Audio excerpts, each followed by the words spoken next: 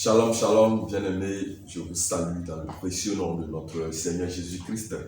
Vous qui suivez habituellement ou qui pour la première fois tombez sur cette émission que nous avons appelée Au pied du Seigneur Jésus-Christ, ce sont des temps d'enseignement. Et le thème que nous traitons, c'est les implications d'un ciel ouvert sur nos vies. C'est le thème de l'année de toutes les églises centres évangéliques et bénédictines. Et nous essayons par ces enseignements-là, en tout cas, de dupliquer ces enseignements, en tout cas, ces notions au peuple de Dieu chaque samedi, afin que nous puissions comprendre et ancrer cela en nous, que quand le ciel est ouvert sur nos vies, il y a une multitude de grâces auxquelles nous avons accès et que nous devons pouvoir expérimenter cela avant la fin de l'année 2021. Alléluia.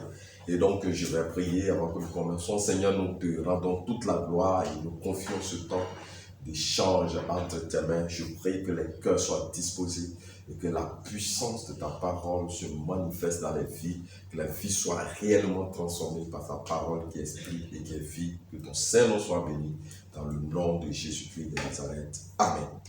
Le samedi passé, nous avons vu que lorsque le ciel est ouvert, le Saint-Esprit remplit nos vies et il nous conduit dans le désert. Dans le désert aussi, nous sommes tentés. Mais dans le désert, nous devons nous appuyer sur la parole de Dieu pour résister à toute forme de tentation que le diable va nous présenter. Et lorsque l'épreuve du désert est satisfaisante, le Seigneur nous communique son onction que nous avons vu dans Éphésiens chapitre 1, le verset 19, qu'on a appelé l'infinie grandeur de sa puissance se manifestant avec efficacité par la vertu de sa force. Et on a vu que c'est cette puissance qui a ressuscité Jésus-Christ de la mort pour passer à la vie et pour être établi dans les lieux célestes à la droite du Dieu le Père. Et la Bible dit dans Éphésiens chapitre 2 verset 6 que nous aussi qui avons cru dans le Seigneur Jésus-Christ comme notre Seigneur et notre Sauveur, nous aussi, nous sommes assis avec lui dans ces lieux célestes et nous sommes au-dessus de toute domination, au-dessus des autorités, au-dessus des principautés, au-dessus de toute dignité, au-dessus de tout nom qui se peut nommer. Ça veut dire que nous contrôlons la situation, c'est nous qui donnons des instructions. Notre bouche est désormais une bouche autorisée. Nous commandons aux démons de quitter et ils obéissent. C'est ça, la vertu des caractères de l'enfant de Dieu. Et aujourd'hui, nous allons poursuivre, nous allons voir, quand on reçoit l'onction, les implications. Nous allons voir donc l'onction qui brise le joug. Et nous verrons ça dans Luc chapitre 4 à partir du verset 18. Et je lis la parole du Seigneur. L'Esprit du Seigneur est sur moi. C'est le Seigneur Jésus qui parle ici. Parce qu'il m'a oint pour annoncer une bonne nouvelle aux pauvres. Il m'a envoyé pour guérir ceux qui ont le cœur brisé, pour proclamer aux captifs la délivrance et aux aveugles le recouvrement de la vue, pour renvoyer libres les opprimés, pour publier, verset 19, une année de grâce du Seigneur. Alléluia. Donc le Seigneur déroule ici son plan, sa mission sur la terre. Le Seigneur Jésus est en train de nous dire ce qu'il est venu pour faire, ce qu'il est venu faire pour les hommes. Mais il dit que cela lui a été accordé par l'onction que le Saint-Esprit lui donne. Il dit, l'Esprit du Seigneur est sur moi parce qu'il m'a oint. Donc le Saint-Esprit oint pour une mission. Alléluia. Ce soir, j'ai été oint pour déclarer sur ta vie, si tu es pauvre, tu vas recevoir une bonne nouvelle de la part du Seigneur au nom de Jésus. Donc il dit, il a été oint pour annoncer aux pauvres une bonne nouvelle. C'est quoi la pauvreté? La pauvreté, c'est tout ce qui est manque. Quand on n'a pas quelque chose, que nous sommes dans le manque, nous sommes dans une sorte de pauvreté. Donc la pauvreté n'est pas seulement financière, économique. La pauvreté peut être spirituelle. Si tu es pauvre spirituellement, et que tu ne dors pas, tu es poursuivi la nuit par des bœufs, des chats noirs, des hiboux, des serpents, et que tu es obligé de prendre des médicaments pour trouver le sommeil, j'ai une bonne nouvelle pour toi. C'est que Jésus-Christ est venu t'accorder cette bonne nouvelle qui te fait sortir de ta situation de misère spirituelle, à une personne qui a accès à l'abondance spirituelle. Alléluia, il faut dire Amen. Donc, je te communique cette grâce-là. Le Seigneur nous dit qu'il est venu pour annoncer une bonne nouvelle. Donc, la pauvreté peut être spirituelle, elle peut être intellectuelle, elle peut être sociale, peut-être qu'autour de toi, tu as un déficit émotionnel. On ne t'accepte pas dans ton milieu. Lorsque tu parles, ça énerve tout le monde. On te rejette. Tu es pauvre. Quels que soient les moyens financiers que tu peux avoir, tu es pauvre. Si tu n'es pas aimé dans ta famille, tu n'es pas aimé partout où tu pars, sur ton lieu de travail, personne ne veut de toi, tu es pauvre.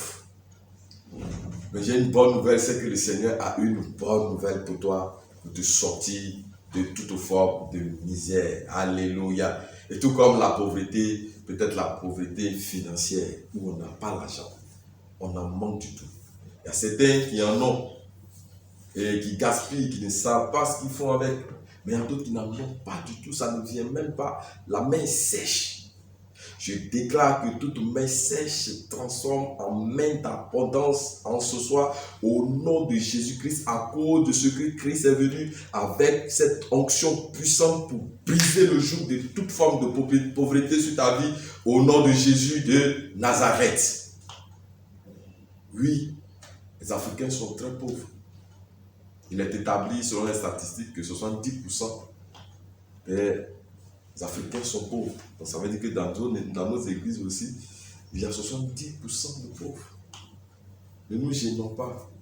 Nous avons besoin d'argent pour vivre dans les conditions minimales, pour avoir le minimum de bienséance. Nous avons le Seigneur, nous sommes sauvés, c'est vrai. Mais nous avons besoin. Dieu même se préoccupe de notre aide. Dieu même se préoccupe de notre bien-être social. Jésus-Christ avait multiplié le pain. Le pain quand il prêchait aux personnes, pour que ces personnes-là aient leurs besoins primaires satisfaits. Donc le Seigneur s'occupe aussi de nos besoins primaires.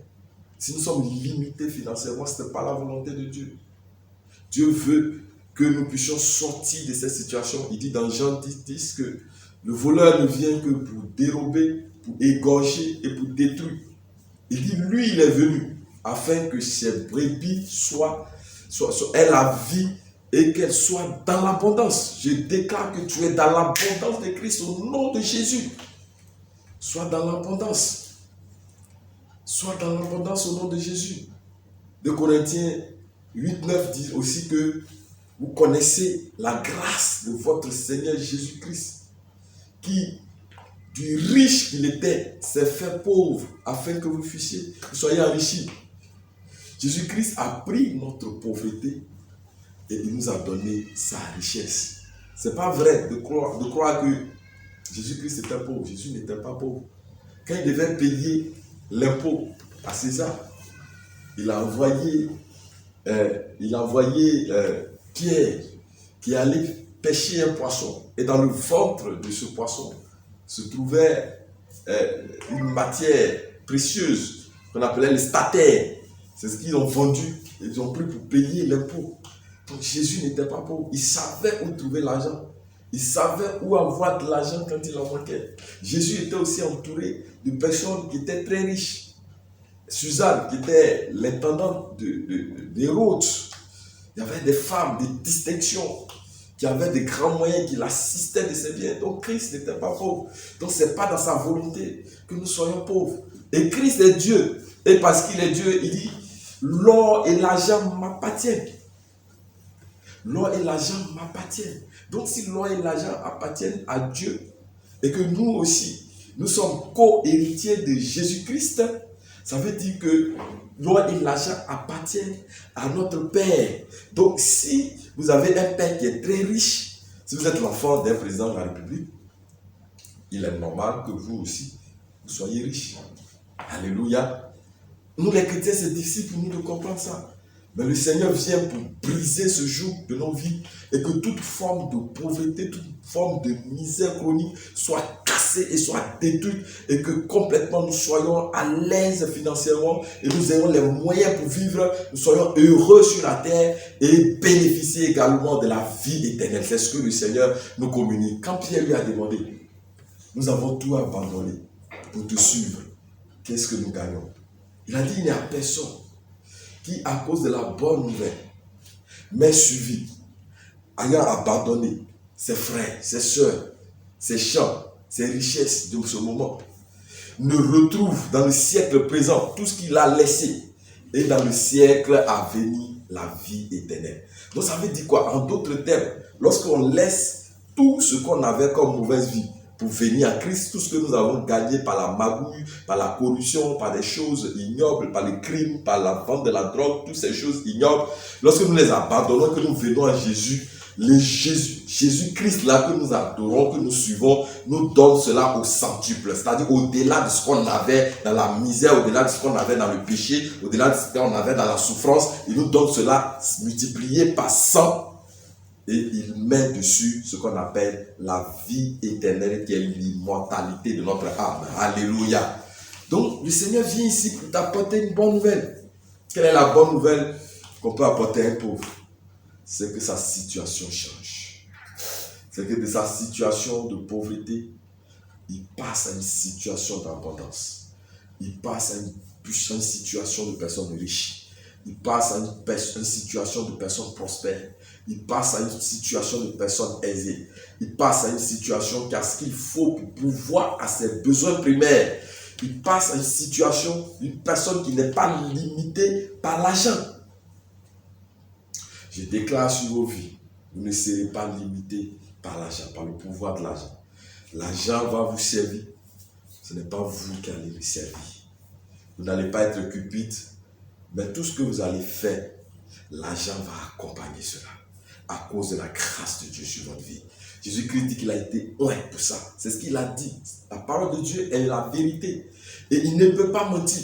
Et j'accepte de croire simplement que parce qu'il a dit qu'il est venu pour apporter aux pauvres une bonne nouvelle, quelle que soit la forme de pauvreté que nous vivons, lorsque nous recevons l'onction de la part de Dieu, non seulement notre situation change, nous devenons rayonnants de gloire, nous sommes touchés par ce qu'on appelle la magnificence de Dieu et la gloire de Dieu apparaît sur nos vies et tout ce qui était système de la misère en nous commence à quitter nos vies, commence à dégringoler et maintenant nous passons à la régénération de la puissance, de la richesse de Dieu qui vient nous habiter, de sorte que tout ce que nous apprenons, nous entreprenons ou tout ce que nous faisons est couronné de la faveur, de la grâce de Dieu et cela marche à merveille, cela marche avec succès et la réussite de Dieu s'attache à nous. Que Dieu vous visite. Et que si vous étiez pauvre, lorsque vous allez commencer à entreprendre, que la touche de Dieu soit là, que la faveur de Dieu soit là, que l'onction de Dieu brise le jour de la pauvreté sur votre vie, afin que vous soyez considérés. Le proverbe dit que le pauvre est odieux même à ses ennemis. Bien-aimé, ce n'est pas une bonne chose que d'être pauvre. Il faut refuser la pauvreté. Il faut refuser d'être misérable. Quand on est pauvre, on n'a pas de décision à prendre. Nous subissons les choses. Je refuse la pauvreté. Toi qui m'écoutes, je refuse que tu sois pauvre. Je déclare sur ta vie le processus de Dieu qui déclenche l'onction qui te rend prospère. Tout ce que tu vas entreprendre maintenant, que cela appelle la richesse de Dieu dans tous les aspects de ta vie. Et je chasse le principe de la pauvreté et que tu deviens riche selon le plan parfait de Dieu. Il n'y a pas que la pauvreté. Il dit, il a été oint pour guérir ceux qui ont le cœur brisé. Bien-aimés, que ce soit à l'église ou dans le monde, les gens qui se promettent, les gens sont fatigués, les gens souffrent. D'autres ont envie de mettre un thème à leur vie, de se suicider, parce que ça ne va pas. Parce qu'ils sont tourmentés par des sorciers, par des démons, par des mystiques qui les contrôlent, qui les guident. Ils posent des actes qu'ils n'ont pas envie de poser. J'ai écouté l'histoire d'une sœur qui disait sur les réseaux sociaux, dans une chaîne, il dit de télévision, elle dit que elle avait perdu ses deux parents, son père et sa mère, et elle vivait chez l'une de ses cousines, qui était pasteur, apparemment, et dont le mari aussi serait pasteur. Et elle vivait là. Et le monsieur abuse d'elle sexuellement. Mais sa soeur aussi, sa cousine, chez qui elle était, a un comportement difficile, un caractère dur, au point où elle ne peut même pas dire ce qu'elle vivait. Et non seulement il abuse d'elle, mais elle tombe enceinte, il lui dit d'avorter jusqu'à 4 fois. Elle a failli en mourir. Et quand vous écoutez de telles histoires, votre cœur est meurtri, vous êtes touché. Elle a été déracinée, elle a été touchée émotionnellement jusqu'à ce que Dieu lui fasse grâce. Je ne sais pas ce que tu vis actuellement. Émotionnellement, je ne sais pas ce que tu as vécu. Je ne sais pas ce qui t'a troublé. Je ne sais pas ce qui fait que tu ne peux pas pardonner aux hommes. Je ne sais pas quelle déception amoureuse tu as vécue. Je ne sais pas tout ce qui t'a meurtri le cœur. Les circonstances de la vie certainement ont meurtri ton cœur. Et tu es malade. Mais Jésus-Christ a une bonne nouvelle pour toi. Il dit qu'il a reçu l'onction pour guérir tous ceux dont le cœur est brisé. Si ce matin, les circonstances de la vie ont conduit ton cœur à être brisé, je prie que ton cœur soit rétabli et que l'équilibre qui vient de Dieu soit ton partage. Et que cette maladie émotionnelle qui commence maintenant à te ronger, que tout ce qui avait régné sur toi, tout ce qui t'avait dominé, tout ce qui t'avait maintenu dans une sorte d'esclavage te lâche maintenant. Et que tu reçoives la puissance de Dieu qui libère. Que tu reçoives cette puissance de Dieu qui te communique la joie. Cette puissance de Dieu qui te communique la vie. Que la vie Zoé de Dieu te visite et t'habite. Et que maintenant le passé soit le passé. Et que tu reprennes une nouvelle vie. Que ton visage soit désormais rayonnant de gloire à cause de l'onction de Dieu qui te touche. À cause de l'onction de Dieu qui te visite. Parce que le Seigneur est venu, non pas seulement pour toucher ton cœur, mais c'est pour guérir ton être tout entier. Tous ceux qui étaient malades en toi, reçoivent la guérison ce soir. Reçoivent la guérison ce soir. À cause de la puissante onction qui est libérée sur ta vie. Toi qui écoutes ce message maintenant, quels que soient les moments difficiles que tu as traversés, quelle que soit la souffrance que tu as traversée, quelles que soient les situations les plus compliquées auxquelles tu es passé, les situations les plus méprisables auxquelles on t'a maintenu, j'ordonne ta liberté maintenant. Et je proclame que tu es libéré, que ton cœur pardonne toute forme d'offense. Que ta blessure, les blessures internes, les blessures intérieures qui te limitent maintenant, ces blessures soient pensées. Et que tu reçoives la guérison totale de la part du Seigneur Jésus-Christ qui a été oint pour te guérir. Toi aussi, tu peux recevoir cette onction pour proclamer autour de toi la guérison de tout ce dont le cœur a été brisé. Sois fort, sois solide à cause de l'onction de Dieu qui te visite. Reçois cette onction que communique l'Esprit de Dieu afin que toi aussi tu sois témoin de Jésus et que tu proclames cette gloire. Si ce message t'a fait du bien, partage-le autour de toi. Ça fera du bien à quelqu'un. Shalom. Je voudrais vous inviter aussi demain dimanche à venir participer à notre culte de louange et d'adoration. C'est à Cocody, à Abidjan, Riviera Palmeraie, au rond-point Ado, entre la Riviera Palmeraie et la Riviera Bonhomie, tout juste derrière le collège Le Figuier. Le collège Le Figuier, juste à côté du supermarché CDC. Nous sommes dans une grande salle qui peut contenir plus de 200 personnes. La salle s'appelle Yves Samuel. C'est là que nous prions chaque dimanche. Nous vous invitons à venir adorer le Seigneur et nous sommes convaincus qu'il va vous décharger de toute forme de fardeau. Tout à l'heure, les numéros de l'église seront communiqués. C'est le centre évangélique Ebenezer de la Riviera Palmeraie. Je suis le pasteur Victorien Kokoni. J'ai pris plaisir à partager ce moment avec vous. Shalom, que Dieu vous bénisse.